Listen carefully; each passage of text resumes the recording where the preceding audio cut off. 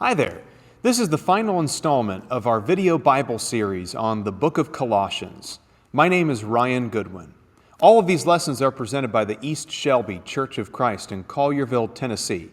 If you have any questions or comments about the things that we've studied, or if you'd like to learn anything else of a spiritual nature, then please either leave a comment in the comment section of this YouTube channel or find us at eastshelby.com. We're here near the end of the book. And in our last study, we got through Colossians chapter 3 and verse 17. Now, I stopped there because when you get here into verse 18, a lot of the ideas that we find at the end of chapter 3 carry over into chapter 4. So between chapter 3 and 4 is kind of an inconvenient chapter break. So we're going to begin in Colossians chapter 3 and verse 18, and we'll read through chapter 4, verse 1. I read out of the New American Standard Bible, by the way. It says here in Colossians 3, verse 18, "Wives, be subject to your husbands, as is fitting in the Lord. Husbands, love your wives, and never be embittered against them. Children, be obedient to your parents in all things, for this is well-pleasing to the Lord. Fathers," verse 21, "Fathers, do not exasperate your children, that they may not lose heart. Servants, in all things obey those who are your masters on earth, not with external service as those who merely please men, but with sincerity of heart, fearing the Lord." Verse 23, "Whatever you do, do your work heartily as for the Lord rather than for men, knowing that from the Lord you will receive the reward of the inheritance. It is the Lord Christ whom you serve. For he who does wrong will receive the consequences of the wrong which he has done, and that without partiality." Chapter 4, verse 1. "Masters, grant to your servants justice and fairness, knowing that you too have a master in heaven." As I pointed out in our previous study, chapters 3 and 4 of Colossians are the practical application section of this short New Testament letter. Paul is taking some of the grand ideas that he expressed in chapters 1 and 2 and bringing them home for us. He talks about things like marriage and family and employment. He talks about our behavior and our morality. Are we honest people or are we liars? Are we prayerful people or do we lack trust and lack faith?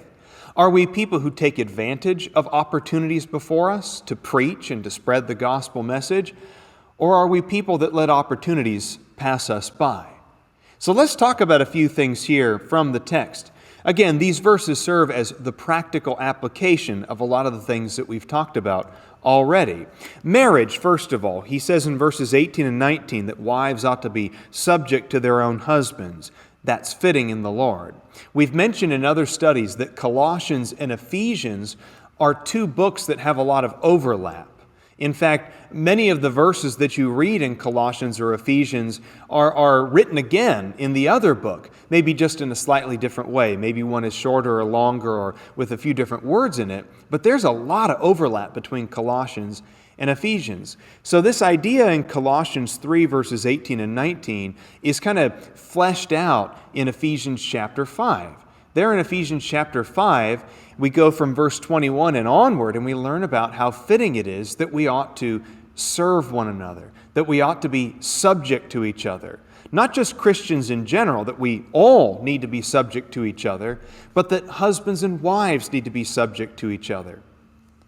In the same way that Jesus Christ sacrificed everything for His bride, the church, according to Ephesians 5, so the church needs to be subject to her husband, who is the Lord Jesus Christ. And so it's fitting, and I think that's a good phrase he brings out, by the way, in Colossians 3. "Wives, be subject to your own husbands as is fitting in the Lord." Now let's understand, this isn't chauvinistic, this is not anti-feminist or anything like that. I mean, the idea of a wife being subject to her own husband is not really that crazy of an idea. It's not saying that all women are to be subject to every man out there, that men are allowed to walk all over women, and women need to be doormats, and women need to be kind of mousy and keep to themselves and never speak their minds, never speak their own opinions, or never hold positions of leadership in an earthly sense, in an institution or a business or in government. It's simply saying that within the marriage context, within that relationship, We learn about our relationship to Jesus Christ in our marriage relationship. Men learn what it is like to sacrifice. As Jesus sacrificed everything, as Jesus subjected his own life to the needs of his bride, so husbands learn to subject their lives to the needs of their bride. And as the church learns to be subject to the authority of Jesus Christ, so wives, in an earthly sense, learn to be subject to their husband's authority. So again, this is not really that revolutionary or strange of a statement to make. Verse 19, husbands, love your wives.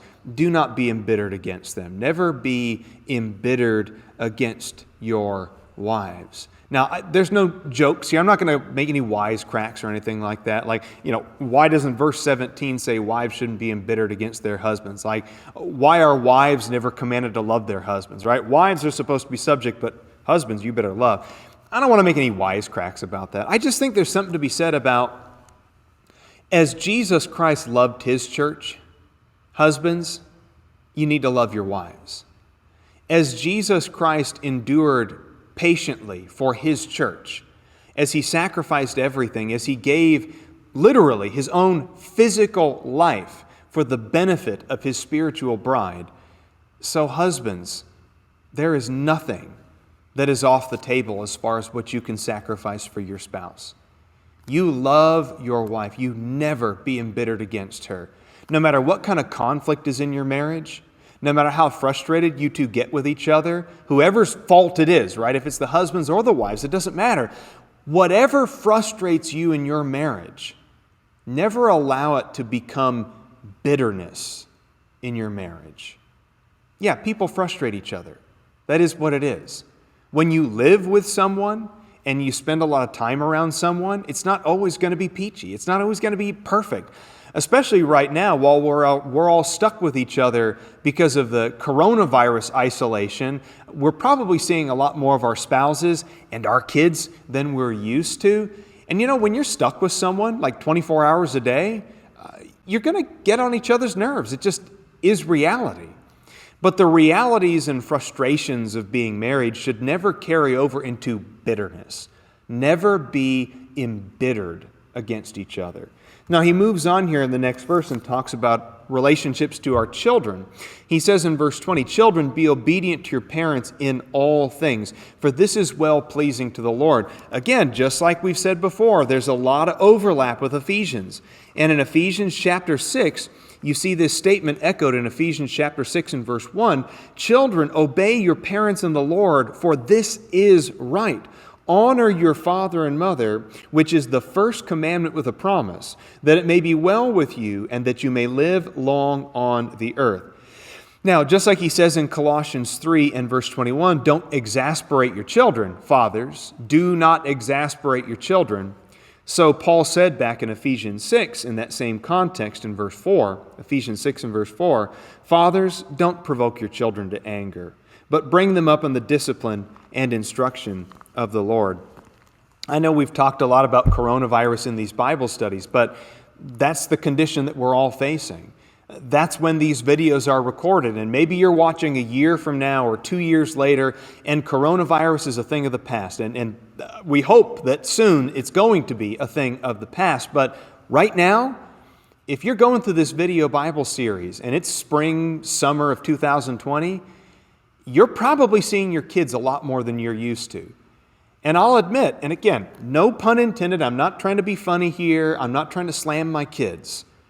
But when you do spend a lot more time around your kids, especially in confinement, you're not going to the store, you're not going to the park, you're not going to social events, you're not even going to worship services the way that you're used to. When you're in confinement with people, even the people you love the most in this world, you kind of get sick and tired of each other. I was studying this the other day while I was preparing for this video Bible series, and I just kept reading verse 21 over and over and over again. And I don't think that I've ever been in a place in my life where this verse has seemed so real to me. I always wondered, what kind of father would want to exasperate his children? What kind of father is reading this and needs to hear, Don't send your children down this certain path. Don't exasperate your children. Don't drive your children to anger and wrath. I just wondered, what kind of father needs to hear that? You know what kind of father needs to hear that? Me. I do, right now, today, this morning, this afternoon when I come home from recording this video.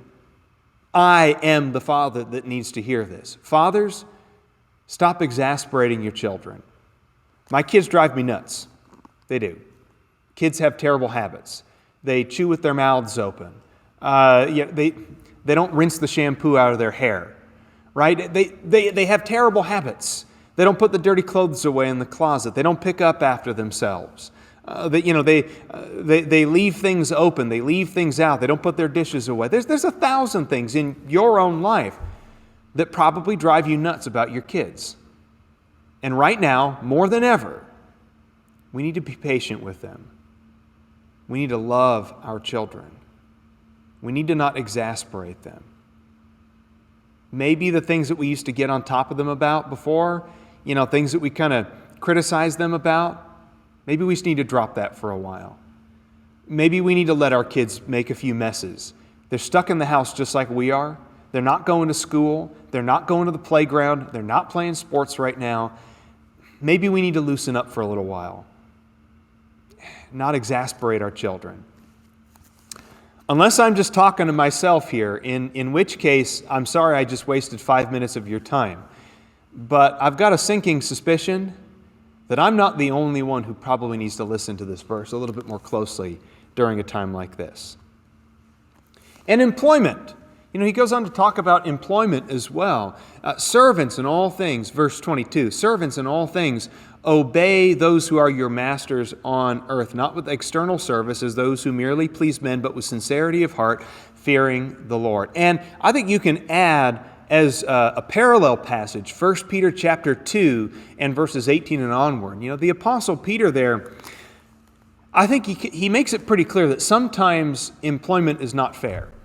Sometimes we have masters on earth, we have employers, we've got a boss, we've got government agents. Sometimes we live under an authority figure that's not always benevolent, that's not always kind or fair or compassionate, that won't listen to our opinions, that won't listen to our appeals. That's reality. I mean, you think that was just an issue in the Roman Empire where slavery was literally a thing, where slavery was a way of life? For some estimate, more than half of the population of the Roman Empire was serving as slaves at any given time. Now, of course, there's different estimates, and you can read different historical sources for one estimate that might be bigger or smaller than that. But, let's just say for the sake of argument, if half of the population of the Roman Empire was serving under some kind of servitude, a verse like this, Colossians 3, a verse like Ephesians chapter 6, where he talks about servitude there, 1 Peter chapter 2, these are passages that would really, really speak to a wide swath of the Roman population when Paul and Peter and the apostles were presenting these messages. And sometimes, it's just reality. It is what it is. Sometimes, your boss is not a nice guy. Sometimes you serve a master who is not kind and who is not fair. That's reality. It's reality. You know what I really appreciate about how frank Paul is about this subject? He doesn't tell us to live in a fantasy world. He's just telling us you got to live in the real world. In the real world, when Paul was writing this, in the first century, in the Roman Empire, in the real world, there were 1 million slaves out there. A lot more than that, hypothetically, but there's 1 million slaves out there. And some of them are becoming Christians, and some of them are hearing the gospel message. And there are slaves who are members of churches, and as he points out later on, there are slaves who are masters, there are Christians who are masters as well. Paul doesn't say live in a fantasy world. Paul doesn't say pretend like slavery doesn't exist. Paul doesn't say just imagine yourself in a better place in life. Now, he does say in 1 Corinthians chapter 7 that if you can get out of servitude, it's better. It's better to not be a slave. And if you have an opportunity to get out of your servitude, then take it. If you don't have to be a slave, then don't be a slave. If you don't have to be a servant, don't be a servant. But the reality is that not everybody in the Roman Empire was going to be given that chance. Paul is not letting us live in a fantasy world. He's telling us you got to live in the real world. And in the real world, there's corruption. In the real world, there's bad bosses. In the real world, there's corruption in government. Live in the real world, because it is in the real world that your greatest opportunities to serve God will exist. And so he goes on to say, you do not serve other people. That is not the point of this life. That is not the point of your job. Your career is not about serving your boss or serving a company or serving a government. Your service in this life is about God. And you show your respect to God by the way that you serve other people, be it a boss or a government or even in the marriage relationship. You show your devotion and respect and humility and love and admiration and honor to God in the way that you show those things to other people. Whatever you do, he says in verse 23, whatever you do your work heartily as for the Lord rather than for men, knowing that from the Lord you will receive the reward of the inheritance. It is the Lord Christ whom you serve. Notice the way that the apostle doesn't build walls of separation between one area of life and another. You know, there's no separation between your family life over here and your public life over here and your church life over here. And I think we suffer from that a little bit in the 21st century. I think we suffer a little bit from the idea that we can keep our lives compartmentalized.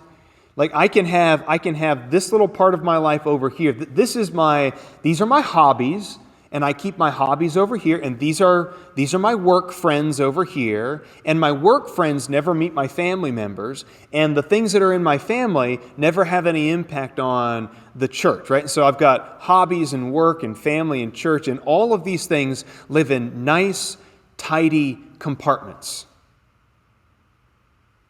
Paul says your life can't be compartmentalized like that. Because all of it, whether it's your marriage or your kids or your job, all of it is connected to your relationship to God. There is no part of your life that gets to be separate from that. There is no part of your life that cannot be influenced by God. You are connected to God. You are His child. You are a saint in His kingdom. You are a member of His body. You're a part of His church. And every other part of your life, be it family, be it public, be it private, be it social, be it work, every single part of your life is underneath your relationship to God first and foremost. And so let's move on to Colossians chapter 4. Let's go on to Colossians chapter 4 and read verses 2 through 6. He says here in Colossians 4, 2 through 6, devote yourselves to prayer, keeping alert in it with an attitude of thanksgiving. I want to stop and make a point here along those lines. That word, devote yourselves to prayer, devotion. I fear that most of us probably would not use the word devotion to describe our prayer life. And I'm guilty of it as well. I'm not sitting here on the seat of judgment against anybody else for their prayer life. I also suffer from this. We're supposed to be devoted to prayer. And I don't know if I'm always devoted to prayer. I think I fail at that at times. I try to pray, and I do love to pray. I think prayer is the balance in my life. Prayer is the way that I find peace and reconciliation. Prayer is how I get things off my chest when I'm bothered by something. Prayer is a stress reliever. But am I devoted to prayer? I wonder, am I as devoted to prayer as I am to food? Because I can go about 3 hours without food before I start getting kind of hangry. Can I go 3 hours without praying? Probably. Am I as devoted to prayer as I am to indoor plumbing or air conditioning or cotton or a comfortable bed? Right? With most of our modern conveniences, with most of the things that we love and that make our lives comfortable, and the things that we take for granted, we can't go like an hour or two with most of our modern conveniences, with our luxuries, with our comforts. But are there days and days that you can go without praying? Are there times where you've kind of like stopped and realized, I have not prayed to God in like 4 or 5 days? But you'd never go 4 or 5 days without food. You'd never go 4 or 5 days without air conditioning. You'd never go 4 or 5 days without all of these other comforts and conveniences. We're more devoted to our bodily needs oftentimes than we are to our spiritual needs. We're more aware of those things. They're more at the forefront. My friends, we must be devoted to prayer. And maybe that's something that you need to work on, just like it's something I need to work on as well. So it goes on to say in verse 3, praying at the same time for us as well, that God may open up to us a door for the word, so that we may speak forth the mystery of Christ, for which I have also been imprisoned. Verse 4, in order that I may make it clear in the way I ought to speak. Notice the connection between prayer and alertness. There are other passages as well that make this clear. In Nehemiah chapter 4 and verse 9, when Nehemiah's enemies, Sanballat and Tobiah and all of their friends and their cohorts, they're surrounding the city of Jerusalem, trying to disrupt the work of rebuilding the wall. Nehemiah stations guards and gives people swords, and he says, we were praying, but we were also standing guard. There was an alertness there that was accompanying their prayer. Matthew chapter 26 and verse 41 as well, watch and pray. Don't just pray, but also be alert. You got to watch, be aware in your prayer. So praying at the same time for us as well, that God may open up to us a door. And so not just that God will open up the door, but that we will have the awareness and the alertness, that we will have the presence of mind to take advantage of that door. I think sometimes we assume that we have to kind of go looking for evangelistic opportunities. Like you got to turn over a lot of rocks to find evangelistic opportunities. Finding evangelistic opportunities is so difficult, like trying to find like one specific thing in a very, very large department store. But I think this verse is saying God is going to open up plenty of doors. The issue is not how many doors God is going to open up for us. The issue is our alertness. The issue is, are we always aware of the doors that God is opening up for us? And maybe that should become a part of our prayer life, at least more frequently, is God, open up doors for me so that I can spread the gospel message. And don't just open up those doors, but give me the presence of mind to take advantage of those things, to recognize when an opportunity has fallen into my lap and I need to be the one to seize that opportunity. Prayer facilitates evangelism, which has to come with some follow-through. And that's an important message there when he brings up in verses 5 and 6. Conduct yourselves with wisdom toward outsiders, making the most of the opportunity. Let your speech always be with grace, seasoned as it were with salt, so that you may know how you should respond to each person. What we say, how we act, especially since we never know when the opportunity may come, all of these things are connected to productive and effective personal evangelism. I like the phrases that he uses here, by the way, in verses 5 and 6. Conduct yourself with wisdom toward outsiders.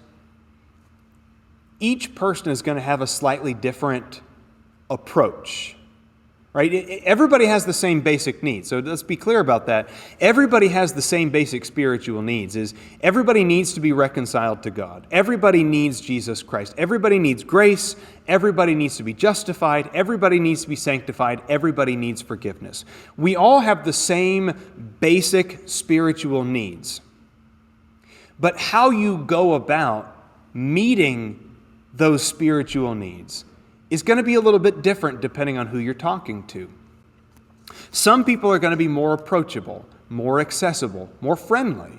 Some people are going to be more similar to you, right? You're going to relate to them. People who are a similar age to you, people who come from a similar background to you, people who have similar interests. So if you relate really well to someone, take advantage of that. Use that. Other people, though, are maybe going to be a little bit harder to get to, a tougher nut to crack, so to speak. And so we need to be able to use whatever is presented to us and to have, again, the presence of mind. I know I've used that phrase quite a bit here, but I think that's just an important way to look at it, is presence of mind, awareness, to know how to speak to each person. Some people are going to be willing to sit down and have a Bible study with you. You're going to invite them to a coffee shop and say, hey, I love the Bible. I think you're curious about the Bible. Let's sit down at a coffee shop and study together. And some people, they're going to jump on board. They're going to love that. And they'll be very eager to do that. Other people are a little bit more wary. Other people are more suspicious. Other people are not going to be quite as quick to go out to a coffee shop with a complete stranger and talk about spiritual matters. These are deeply personal things when we talk about sin and salvation. And some people are much more hesitant to talk about those things. And so when he uses this phrase, so that you may know how you should respond to each person, that is such an important phrase there. Each person you talk to is going to need to have a personally tailored approach. Each person you talk to needs to be treated as an individual.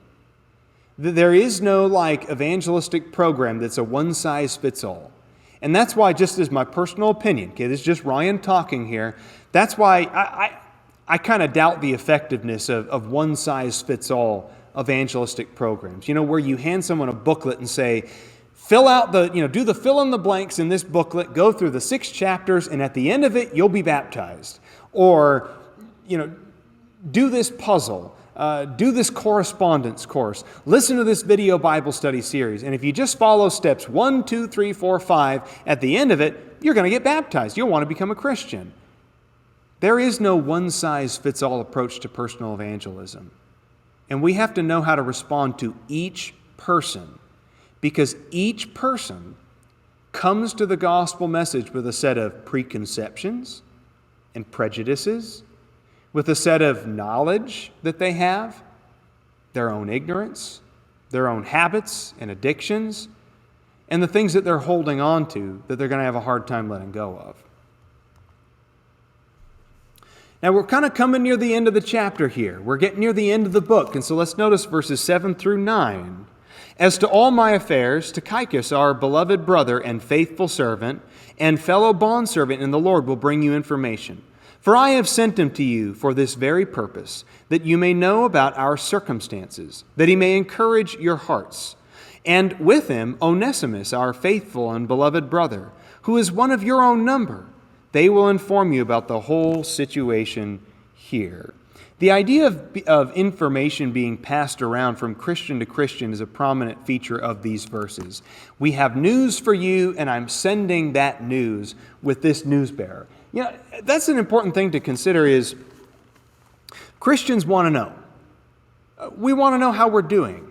We want to know how other churches are doing. We want to know how fellow family members who are Christians are doing. And most of all, we want to know how other members of our congregation are doing. Man, I hate being isolated, by the way. And I've said this before. I mentioned it in my sermon on Sunday pretty recently. I hate being separated from other Christians. I miss the hugs and the handshakes. I miss the eye-to-eye contact or the person that's standing right in front of me. Zoom is great and FaceTime is great and all that. Text messages are fine. But I really long to be with other Christians. I long to know how you are doing. How you're doing with that health challenge that you're facing. How you're doing with that struggle in your marriage that we've talked about. How you're doing with your new job.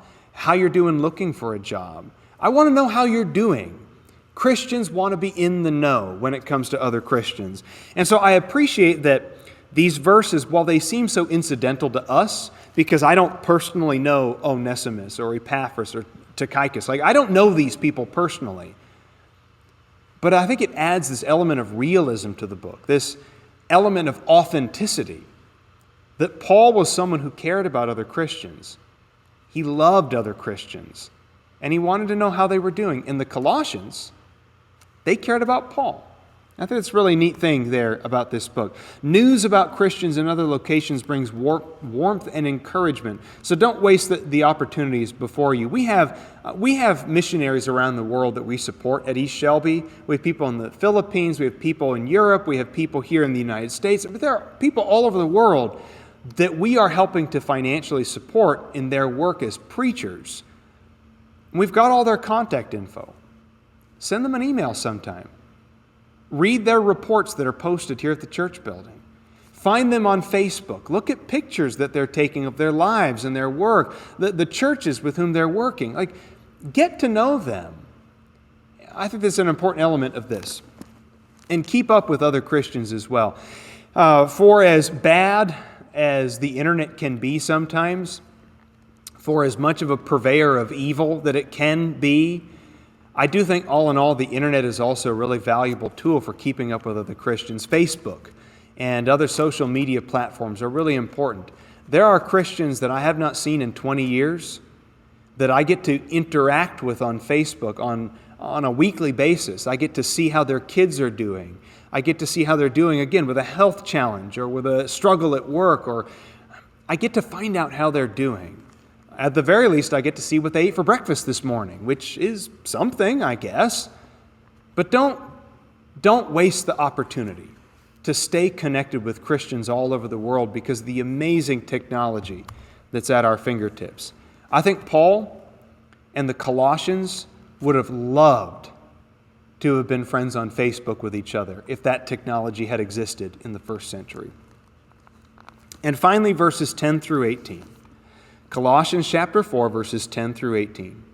Aristarchus, my fellow prisoner, sends you his greetings, and also Barnabas' cousin, Mark, about whom you received instructions. If he comes to you, welcome him.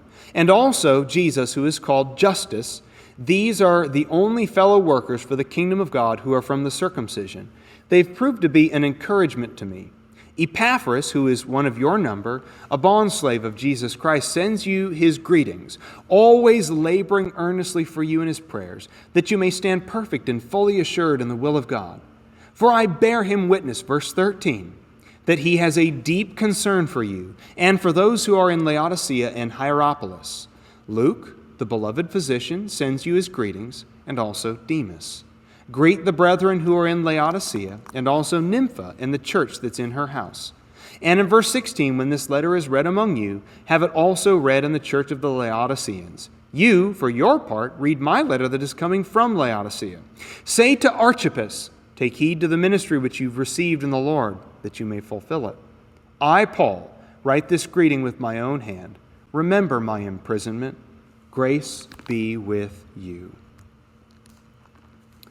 It's encouraging that Paul and Barnabas never allowed their disagreement from Acts chapter 15 to be a permanent hindrance to their friendship and their Christian fellowship.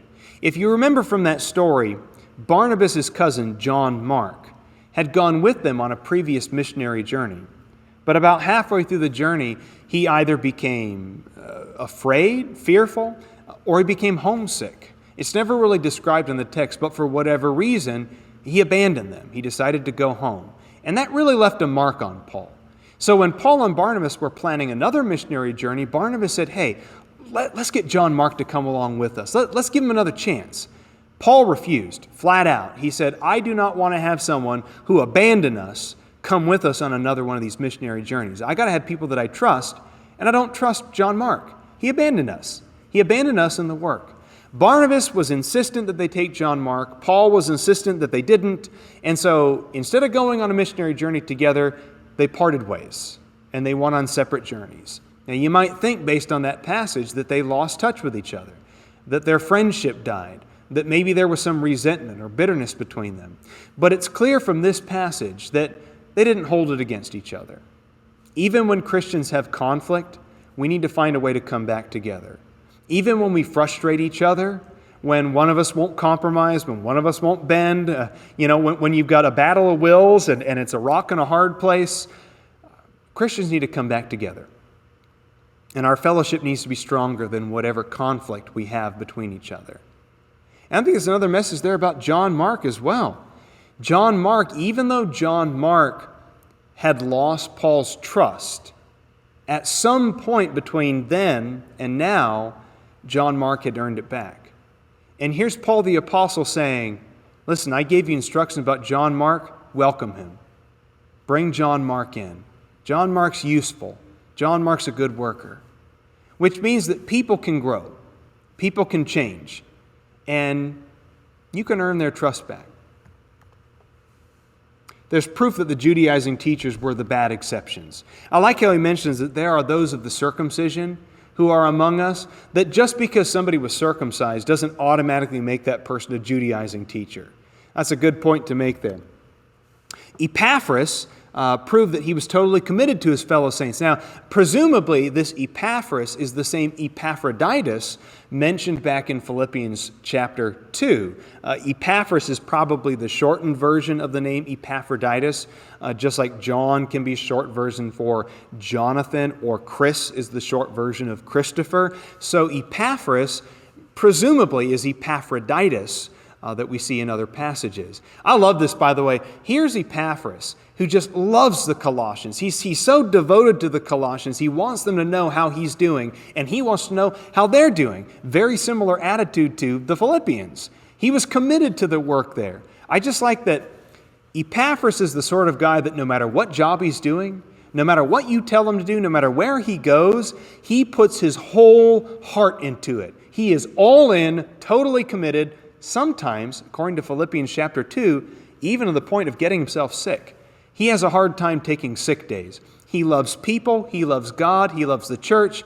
He has a hard time taking sick days.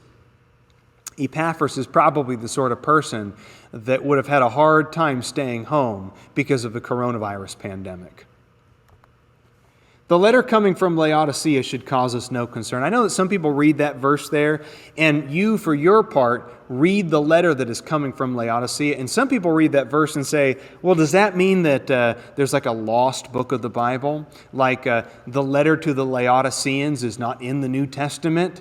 And that we're missing a book from the Bible. A lot of people like to point at that passage and say that we're missing books of the Bible. Well, to make that statement, you have to make an assumption there that I don't think is fair to the text. To say that there's a missing letter to the Laodiceans is assuming that whatever letter this is was actually the letter to the Laodiceans. If you actually look at the language that Paul uses, he's not saying there is a letter that I wrote to the Laodiceans that I want you to read now. He's simply saying that the Laodiceans have a letter that Paul wants the Colossians to now read. Look again at the language here. You, for your part, this is chapter 4, verse 16, and you, for your part, read my letter that is coming from Laodicea. He never said that that was the Laodicean letter. He never said that was a letter that he wrote specifically to Laodicea. He's simply saying, there is a letter written by me that the Laodiceans have right now. Now, some people assume that that might have been Ephesians. There's different commentators will come up with different theories about what it could be. It's just one that's fairly common. A lot of commentators think that might be the Ephesian letter. It makes sense, given that there's so much overlap between the two, that Paul wants the Colossians to see a lot of the same information, but written in a different way, right? Where Colossians is kind of short and to the point and very practical and very truncated, the book of Ephesians is much grander and more sweeping. It kind of dives into the theological side of it a little bit more deeply. And so it would make sense that Paul would want the Colossians, like, now that you've had this side of it, I want you to read my other letter, the companion letter to this, which is to Ephesus, that's now going to Laodicea and coming to you. So rather than seeing this as evidence that there's a missing letter from the Bible, I actually see that it's more likely that this is evidence that Paul wanted all of his letters to be circulated, right? He wrote the letter to the Ephesians and then wanted that letter sent to Laodicea so that they could read it as well. And then the letter from Laodicea needs to go to, the letter that's in Laodicea needs to go to Colossians now. Just like he says, the letter I've written to you, O Colossae, take that letter, now send it to Laodicea. This is evidence that Paul wanted his letters to be shared and transmitted, and that what was true in Laodicea, what was true in Ephesus, what was true in Corinth, what was true in Galatia, what was true in Colossae, is true everywhere. All Christians in every place for all time need to be reading the New Testament letters, because it is divine truth given to us by God through his apostles, Paul, Peter, James, John. This brings us to the end of our series on Colossians. I hope that you found it educational as well as encouraging. If you have any questions or comments, leave them in the comment section below. If you'd like to share this video, then please do so on social media. If you'd like to reach out to our congregation, find us at eastshelby.com. My name again is Ryan Goodwin. Look on our YouTube channel for a lot more biblical content. And as always, my friends, have a wonderful and blessed day.